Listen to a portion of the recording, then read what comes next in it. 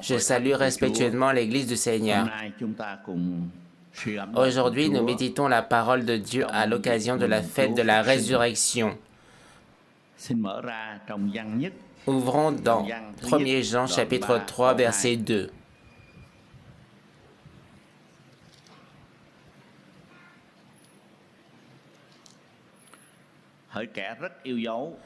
Bien-aimés, nous sommes maintenant enfants de Dieu, et ce que nous serons n'a pas encore été manifesté. Mais nous savons que lorsque cela sera manifesté, nous serons semblables à lui parce que nous le verrons tel qu'il est. Je répète, nous savons que lorsqu'il paraîtra, nous serons semblables à lui. Lorsque le Seigneur paraîtra, nous serons semblables à lui. La résurrection de Jésus-Christ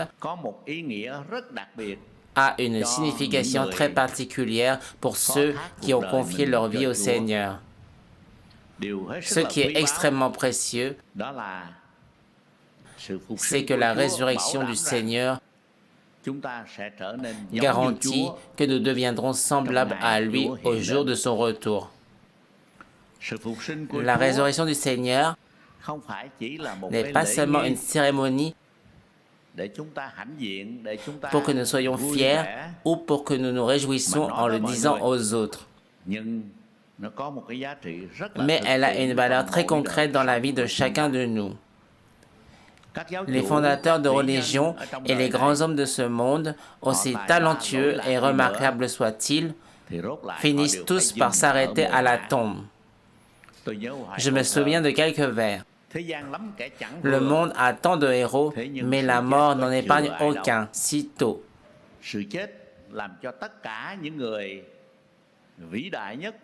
La mort oblige même les plus grands à s'arrêter. Comme on dit, métro, boulot, dodo, puis le tombeau. Mais Jésus-Christ ne s'est pas arrêté à la tombe. Il est sorti du tombeau. Et il est ressuscité et il nous donne sa propre vie. Tel est le Seigneur, tel nous sommes aussi déjà dans cette vie et plus encore dans l'éternité. Ainsi, nous célébrons la fête de la résurrection avec un cœur paisible, heureux et rempli de joie. Dans un cantique que nous avons chanté au début, le cantique numéro 111, que dit-il? Je sers Jésus vivant aujourd'hui, présent dans le monde. Mon cœur sait avec certitude qu'il vit, malgré tous les doutes. Le monde doute encore. Mais nous qui avons réellement confié notre vie au Seigneur, nous n'avons ni doute, ni inquiétude, ni crainte. Puis le deuxième couplet dit, « Chaque jour, je vois ce monde, il prend soin de tout. Mon cœur ne peut être jamais abattu. »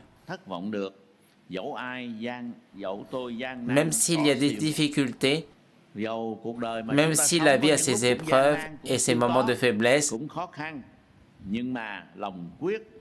nous ne désespérons jamais, car nous avons un Seigneur vivant.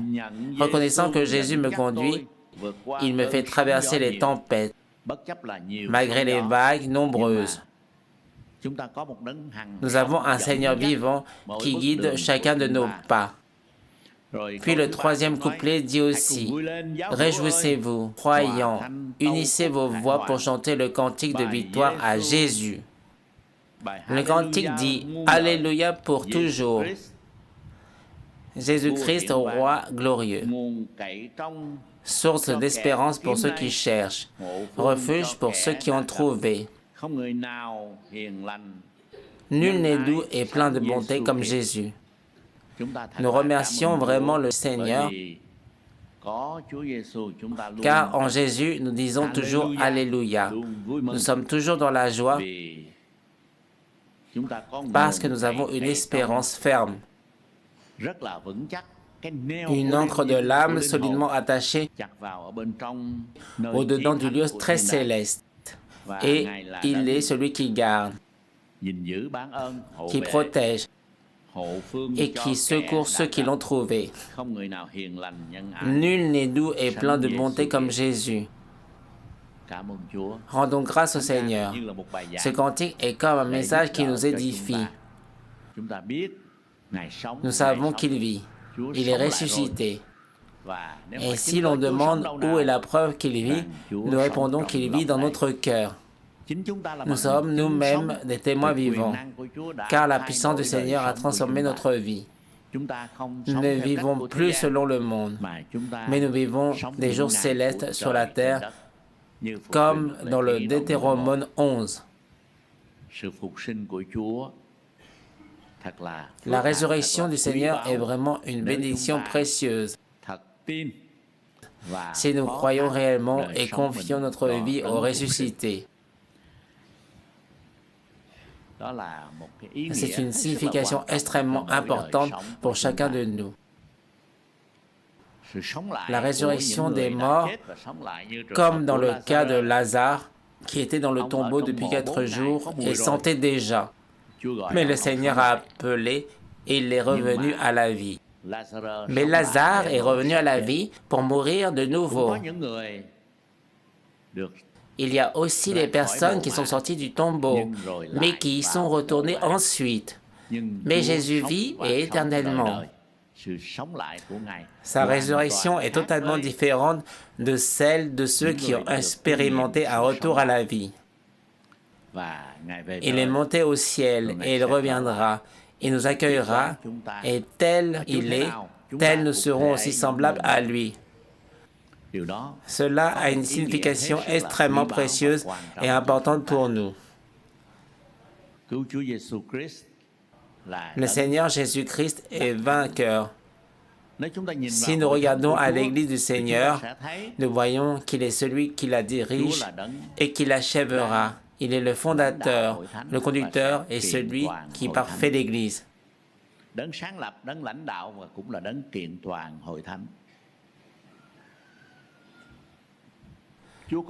Le Seigneur a annoncé à l'avance les temps de la fin. Beaucoup auront une apparence de piété, mais en réalité, ils seront faibles, partagés, remplis de doutes. Et même si dans les derniers temps, beaucoup manquent de foi ou perdent la foi, le Seigneur continue de garder son Église d'une manière merveilleuse. L'Église a traversé près de 300 ans de persécution sous l'Empire romain. Persécution après persécution. Beaucoup de serviteurs de Dieu ont été décapités, comme Paul, crucifié la tête en bas, comme Pierre, lapidé, maltraité. La plupart ont été martyrs. Un seul a vécu jusqu'à un âge avancé, l'apôtre Jean, et il est mort en exil. Et les autres disciples, pendant près de 300 ans, ont continuellement été persécutés. Mais plus il y avait de persécutions, plus l'œuvre de Dieu se développait. C'est une réalité merveilleuse. C'est la vie même du Seigneur qui a gardé son Église. Au point qu'après près de 300 ans de persécution, l'Empire romain a cédé et est tombé. Constantin a cru au Seigneur et a fait du christianisme la religion officielle. Tout l'immense empire romain a reconnu la foi au Seigneur. Ensuite, il y eut d'autres persécutions en Europe, en Asie, et récemment, comme nous le savons, il y a eu des persécutions très violentes en Russie, en Roumanie et particulièrement en Chine. Mais plus il y a de persécutions, plus l'œuvre de Dieu se développe. C'est quelque chose de très remarquable. J'ai rencontré une personne à ce moment-là, je servais le Seigneur et son œuvre à Charlotte, en Caroline du Nord, et un pasteur a rendu ce témoignage. Une famille avec 4 enfants.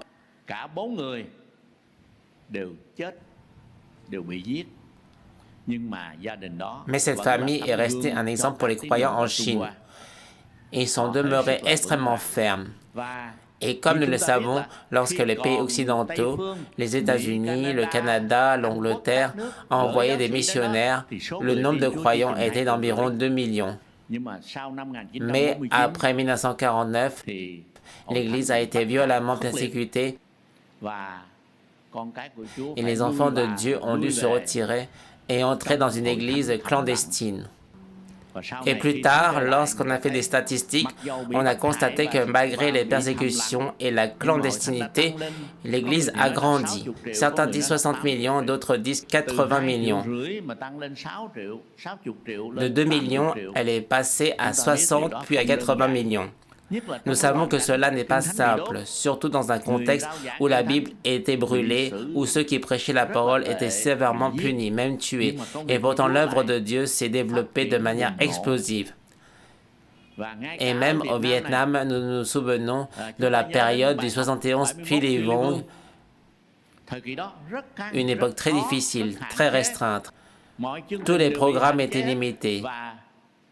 Et l'Église ne pouvait se réunir que 2 heures le dimanche matin et 2 heures le soir, puis c'était fini. Les programmes de jeunesse, les répétitions de chants, les activités, les réunions de prière, tout devait être arrêté. On aurait pensé que l'Église allait se réduire, mais ce n'était pas le cas. D'une poignée de personnes se réunissant chaque semaine, on est passé à des milliers et des milliers. Au point qu'un jour j'ai demandé au pasteur B. Chung Hom, qui était alors responsable, combien de personnes croyaient au Seigneur. Il a répondu que la liste comptait déjà plus de 5000. Les croyants étaient dispersés partout, pas seulement à 71 Tuy Les Vong, mais aussi à Thu Duc et dans les régions éloignées. Et de nombreuses manifestations de la puissance de Dieu ont eu lieu, que plus les difficultés augmentaient, plus l'Église du Seigneur se développait. Et nous pouvons dire que plus il y a de facilités, plus il y a de privilèges, plus il y a le soutien des autorités, comme dans les pays occidentaux et aux États-Unis, plus l'Église tend à décliner, à devenir faible et fatiguée. Mais il y a plus de difficultés, comme le Seigneur l'a dit. Vous serez persécutés, vous serez haïs de toutes les nations, à cause de mon nom. Alors, dans ce contexte, l'Église connaît un développement particulier. Et nous-mêmes sommes des témoins vivants de la manière dont le Seigneur garde son Église. L'Église a aussi traversé une période où des personnes brillantes, très instruites, ont critiqué et attaqué, comme Voltaire par exemple. Beaucoup ont semé des idées de doute et d'agnosticisme dans l'Église. On pensait que la situation extérieure était déjà difficile.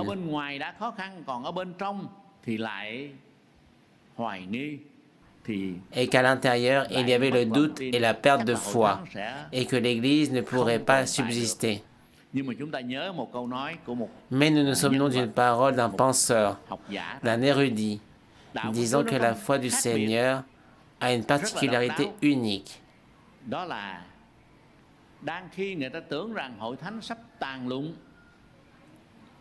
Lorsque les gens pensent que l'Église est sur le point de disparaître, elle se relève. Pourquoi? Parce que l'Église adore un Seigneur qui connaît le chemin pour sortir du tombeau. Aujourd'hui encore, parfois nous voyons des problèmes parmi les enfants de Dieu, des divisions internes, et cela peut nous troubler. Mais nous ne devons pas oublier que l'Église n'appartient ni à tel homme, ni à telle femme, ni à aucune personne de ce monde, mais que l'Église appartient à Jésus-Christ. Le Seigneur a dit, « Je bâtirai mon Église ». Il est celui qui a fondé l'Église. Il est celui qui la dirige et celui qui la parfait. Et nous savons que l'Église a une valeur éternelle devant Dieu. Les organisations comme les Nations Unies, les parlements, les gouvernements n'ont qu'un caractère terrestre. Tous les dirigeants de ces organisations finiront par s'arrêter à la tombe, leur gloire s'arrête au tombeau. Mais l'Église a à la fois un aspect humain et un aspect spirituel. Elle est conduite par le Saint-Esprit. Ainsi, comme le dit un cantique, les grands empires et les puissances des 5 continents autrefois glorieux ont disparu, mais l'Église de Christ demeure, priant et annonçant la parole sans cesse. Sur cette terre, tant de grandes puissances et de grands hommes sont apparus, puis ont disparu. Mais l'Église, bien qu'elle ait traversé de nombreuses épreuves et tribulations, l'Église demeure ferme, priant et annonçant la parole constamment. Et plus elle rencontre de difficultés, plus elle se développe, comme dans le cas de l'Empire romain en Chine, Et récemment, nous entendons parler de l'Église au sein des pays musulmans. Au sein des pays musulmans, l'Église ne peut pas facilement se réunir ni fonctionner. Elle est opprimée et confrontée à de nombreuses difficultés. Parfois, on brûle même des lieux de culte et on jette des pasteurs dans le feu. Mais dans ces pays, le Seigneur agit d'une manière très particulière. J'ai lu sur Internet qu'il y a un phénomène où beaucoup osent quitter l'islam pour croire en Jésus-Christ. Et nombreux sont ceux qui témoignent avoir vu dans des visions un être vêtu de blanc, plein de gloire, leur parler et les appeler à revenir à Jésus.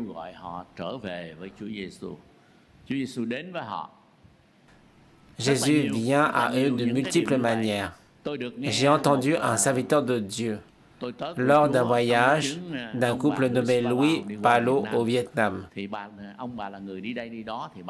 dire que dans les pays musulmans, beaucoup aujourd'hui rencontrent le Seigneur de manière concrète, comme dans la Bible, lorsque Paul a rencontré Jésus et que Jésus lui a dit « Saul, Saul, pourquoi me persécutes-tu » Et Saul a demandé « Qui es-tu, Seigneur » Et il a répondu « Je suis Jésus ». Aujourd'hui, dans les pays musulmans, des milliers de personnes en Iran changent de foi, abandonnent l'islam pour venir à la foi en Jésus, alors qu'elles peuvent être maltraitées, non seulement elles-mêmes, mais aussi leur famille et leur communauté, subissant discrimination, violence et même la mort. Mais des millions et des millions de personnes ont cru au Seigneur en Iran et dans les pays musulmans. Cela est vraiment quelque chose de merveilleux. Et nous savons que Jésus-Christ est vivant, que Dieu règne sur tous les événements de l'histoire de ce monde. Je voudrais rappeler à l'Église un point très actuel. Ouvrons dans Jérémie, chapitre 49.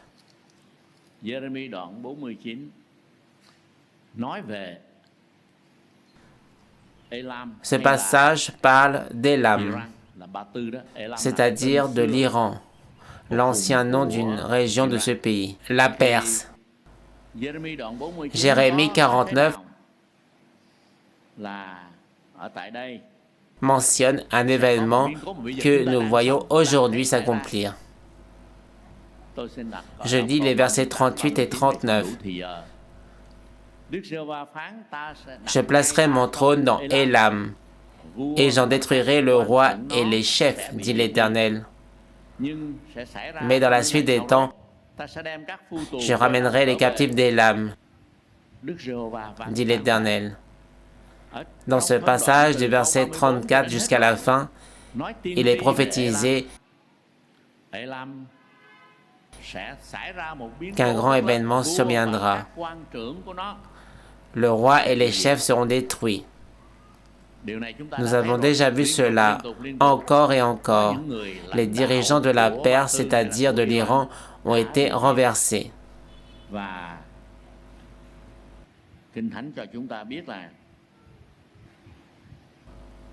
Et la Bible nous dit que leur arc sera brisé.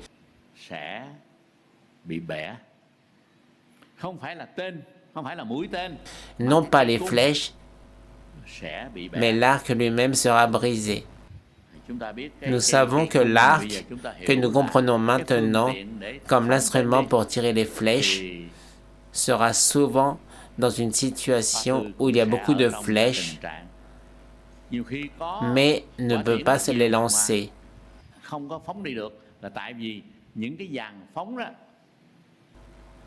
Car les arcs ont été brisés, détruits.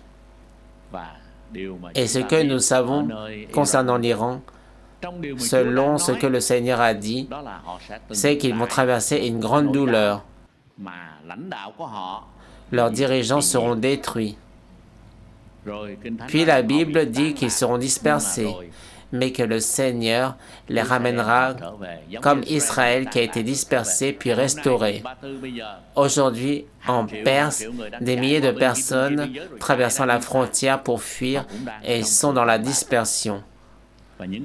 Dans les jours à venir, cela deviendra encore plus clair, mais l'issue semble heureuse. Le Seigneur rassemblera ceux qui sont dispersés. Ces versets bibliques, bien que courts, nous révèlent la réalité de l'Iran. Et si nous lisons encore le verset 37, nous voyons qu'il y aura une grande bataille, pas la bataille finale de Magog, mais une bataille très importante venant du nord extrême. Je l'ai déjà expliqué plusieurs fois. Si nous traçons un axe vertical, nous voyons que le nord correspond à la Turquie, mais le nord extrême est exactement Moscou. Dans cette grande bataille de Magog, le mot Gog décrit une force puissante qui s'unira pour attaquer. Maintenant, la Russie est impliquée avec Israël. Elle déteste Israël et avance vers lui.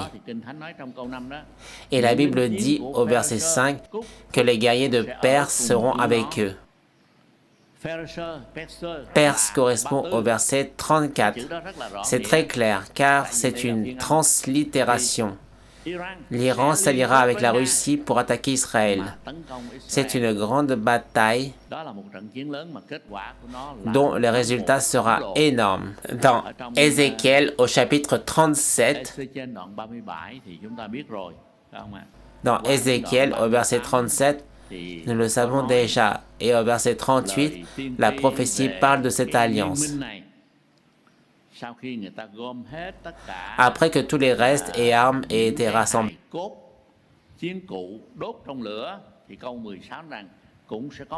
le verset 16 dit qu'il y aura aussi une ville appelée par un nom en majuscule qui sera purifiée sur la terre. À ce moment-là, l'Iran subira également un sort tragique.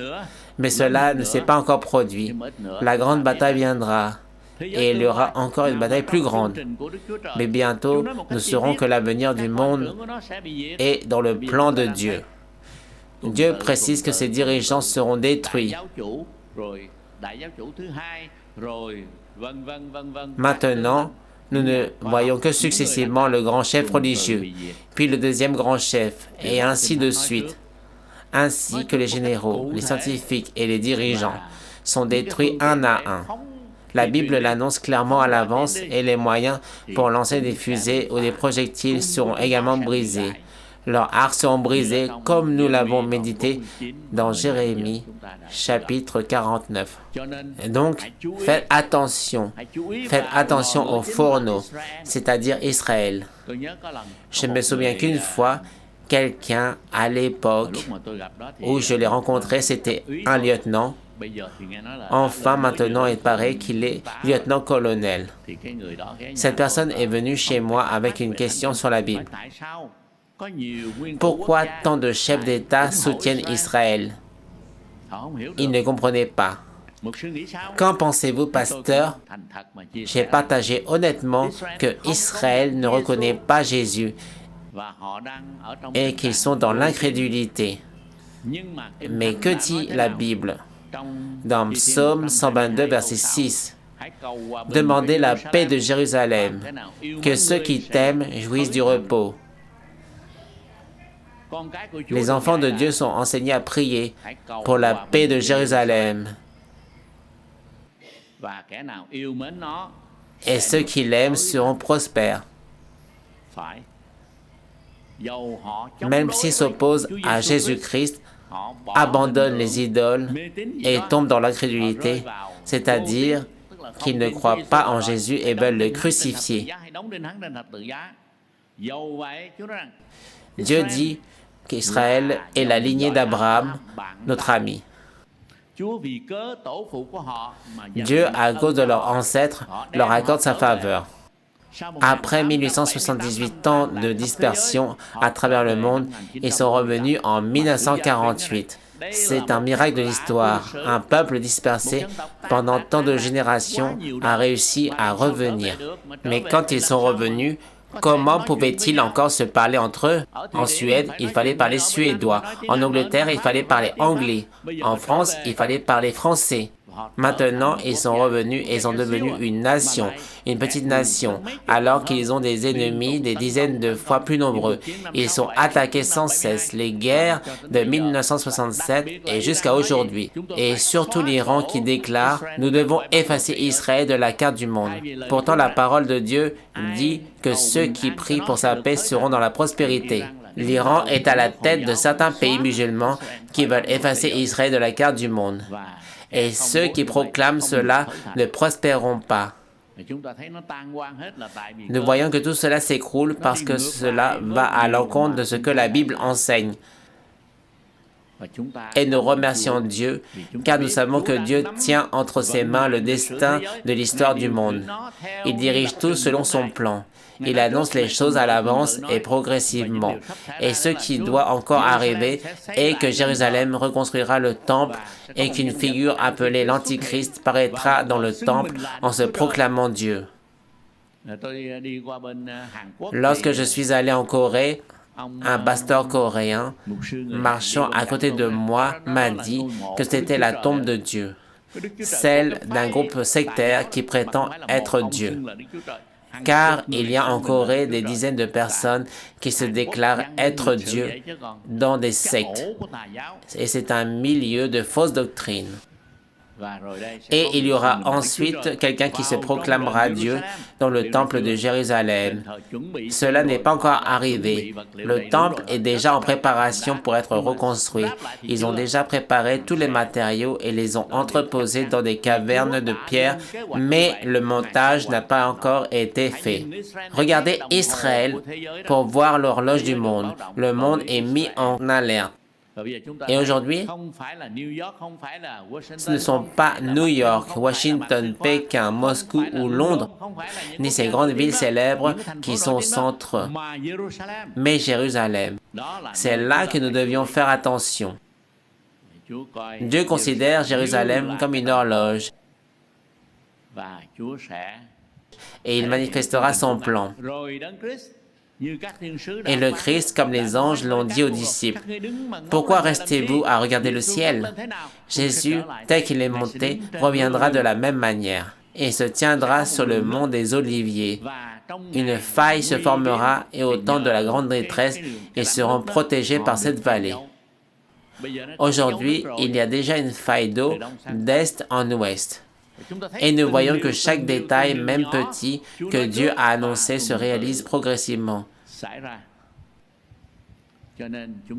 Ainsi, nous savons que celui que nous adorons est le Dieu qui a établi le programme de tous les grands événements du monde et qu'il accomplira son plan selon sa volonté.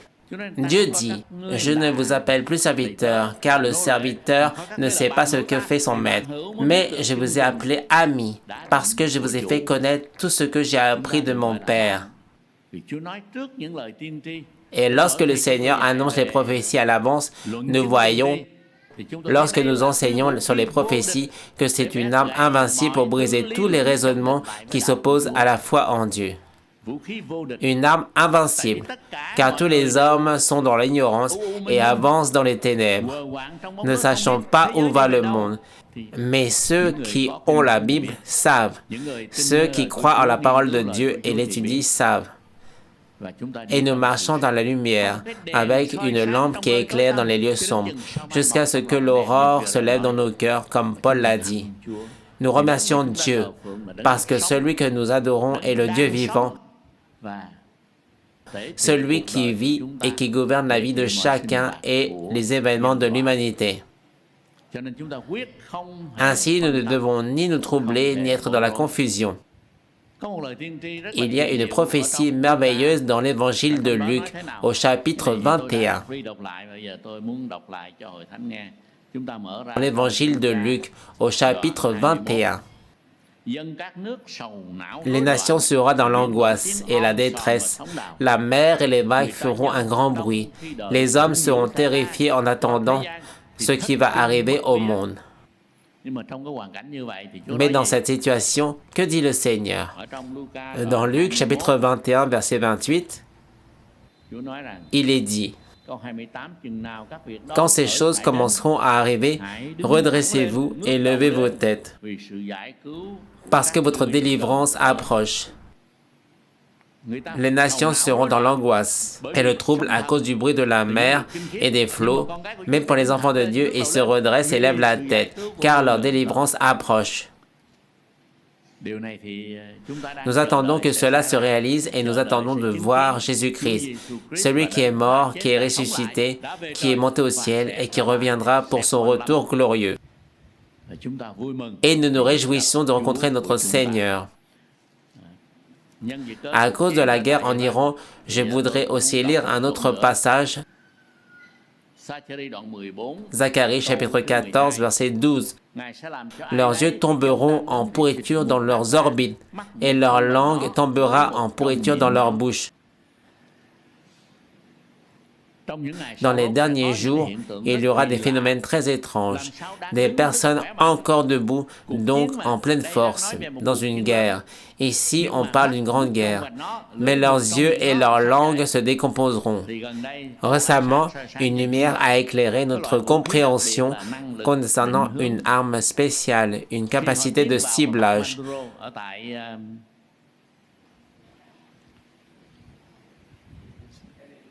Lorsqu'ils sont entrés et ont capturé Maduro au Venezuela, les personnes présentes, y compris des centaines de gardes, lourdement armés autour de Maduro,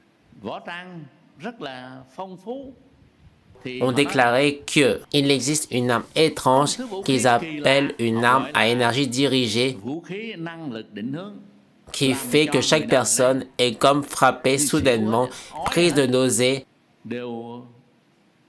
tombant les unes après les autres, sans même voir le visage de l'ennemi, déjà complètement affaibli. Puis, ils avancent et capturent le président du Venezuela.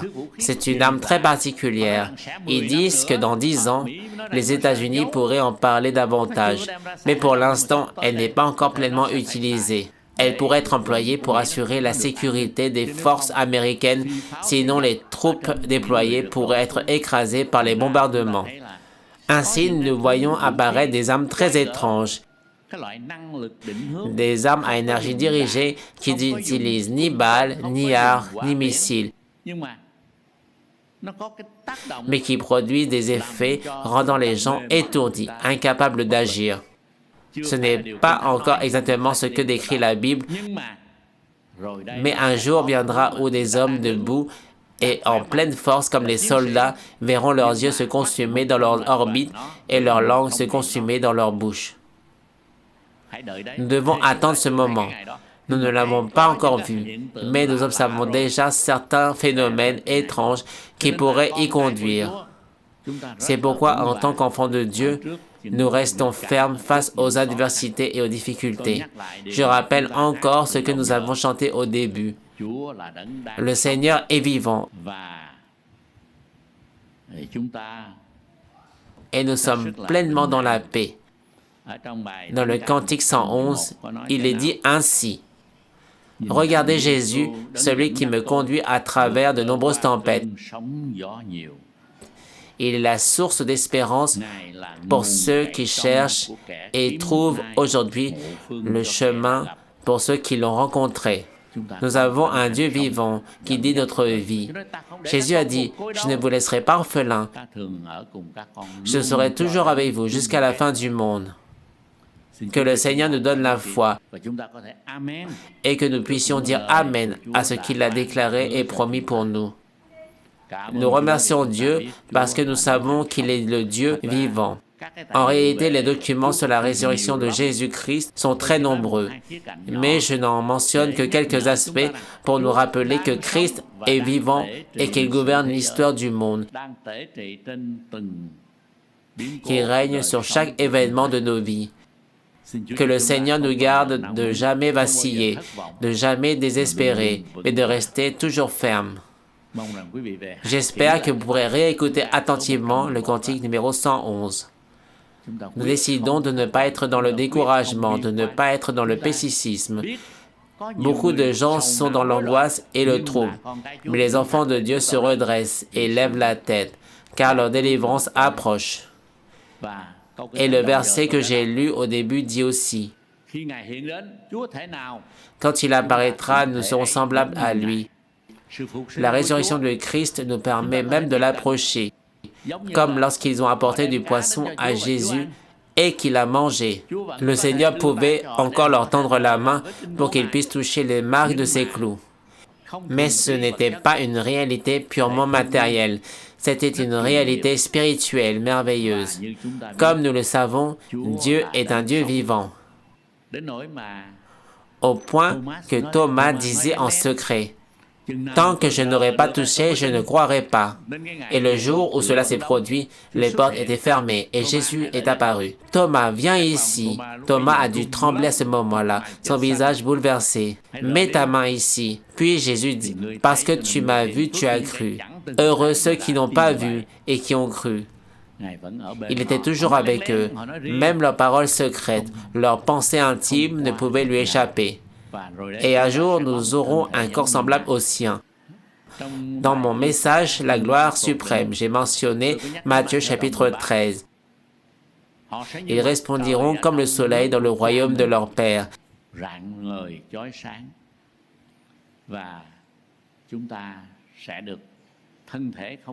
Et nous recevrons un corps qui ne sera pas comme celui d'aujourd'hui, mais un corps transformé, adapté au royaume céleste éternel.